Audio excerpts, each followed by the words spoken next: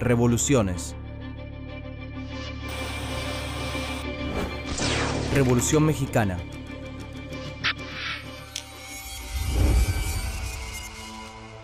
(1856) La Ley Lerdo. Consumada su independencia en 1824, México sufre décadas de inestabilidad política y económica. La población de México es de cerca de 7 millones de personas, de las cuales 5 millones son analfabetos y pobres. Solo 800.000 son letrados. En 1856, los liberales dominan la escena política con Benito Juárez a la cabeza y dictan una ley controversial. La Ley Lerdo, por el ministro de Hacienda Miguel Lerdo, declara baldías las tierras y propiedades corporativas, particularmente las de la Iglesia, pero también las de las comunidades. Esta ley busca restar poder a la Iglesia. Sin embargo, con el tiempo, también los indígenas y los campesinos pierden sus tierras en manos de nuevos hacendados. Se modifica la composición social de México. La Ley Lerdo produce nuevos hacendados grandes y pequeños, una incipiente burguesía, rancheros y una masa de campesinos, algunos sin tierra, algunos desplazados hacia la pobreza de la ciudad. 1876. Nace el Porfiriato. En 1871, Juárez gana otra presidencia, aunque esta vez sus rivales, Lerdo y Porfirio Díaz, sospechan que ha habido fraude. Porfirio Díaz es un general con ambiciones políticas a quien Juárez ya había derrotado en la elección anterior. Nombre: José de la Cruz Porfirio Díaz Mori. Lugar y fecha de nacimiento: Oaxaca de Juárez, 15 de septiembre de 1830. Origen social: clase media baja. Oficio: militar. Datos destacados: concentró el poder por más de 30 años. Díaz prepara junto a sus seguidores y aliados un golpe para derrocarlo, pero el destino le gana de mano. Benito Juárez muere. Lerdo asume como presidente interino, expulsa las órdenes religiosas, sube los impuestos y genera enemigos. Lerdo llama a elecciones en 1876 y se presenta como candidato. Esta vez es él quien derrota a Porfirio Díaz. Y lo que el militar no logra por las urnas, lo logra entonces por la fuerza. Durante el Porfiriato la economía crece y se diversifica. Pero como no se encarga de las demoradas mejoras sociales, también crece el malestar social, sobre todo entre campesinos y comunidades indígenas, porque además continúa la expropiación de tierras a manos de los poderosos ligados al régimen, alineada detrás de Francisco Madero. Nombre: Francisco Ignacio Madero González. Lugar y fecha de nacimiento: Parras de la Fuente, Coahuila, 30 de octubre de 1873. Origen social: clase alta. Oficio: empresario. Datos destacados: en 1909 funda el Partido Nacional Antirreeleccionista contra Porfirio Díaz. Pero una vez más, Díaz manipula las elecciones y Madero, perseguido, huye a los Estados Unidos. Desde su exilio, Madero llama a la rebelión armada contra Díaz y llega a ponerle fecha y hora al lanzamiento. Será el 20 de noviembre de 1910 a las 6 de la tarde.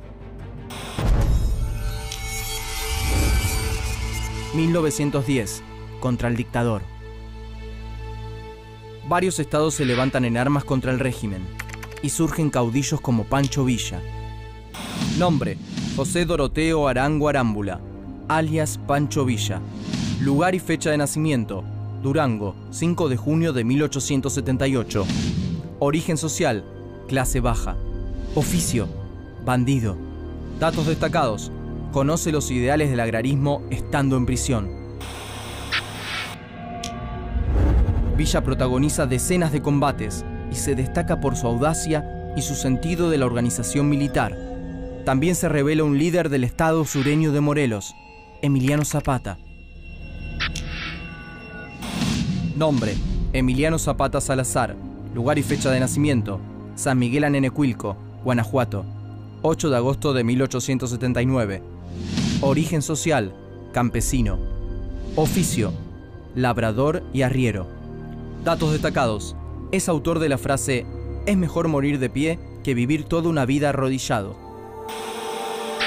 Las fuerzas de Porfirio Díaz son atacadas en el norte y en el sur del país. Miles de campesinos armados claman por las tierras arrebatadas. Acorralado, Díaz finalmente dimite en mayo de 1911 y Madero asume en su lugar. La revolución llega al poder, pero el maderismo no corrige las leyes de propiedad de la tierra. 1911. La lucha por las tierras. En noviembre de 1911, Zapata lanza un plan para cumplir con las promesas que Madero no cumple. Zapata implementa el Plan de Ayala y expropia las tierras de los hacendados caciques y burócratas del porfirismo. Y durante 1911 y 1912 se enfrenta con el Ejército Federal de Madero.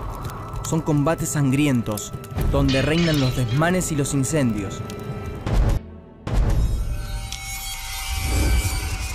1917. Nace un nuevo México.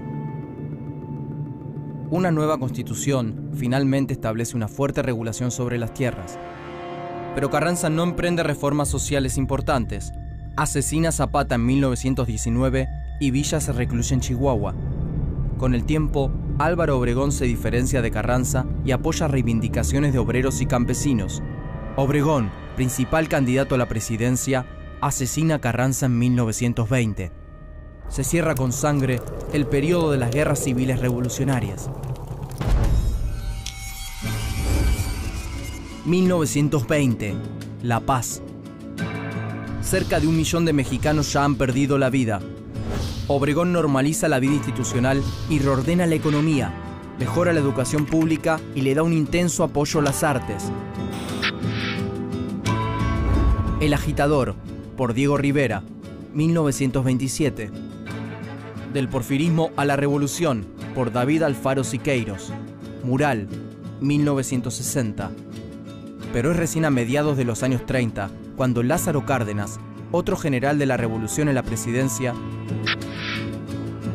se hace eco de las demandas postergadas y promueve una relación estrecha con grandes sindicatos obreros.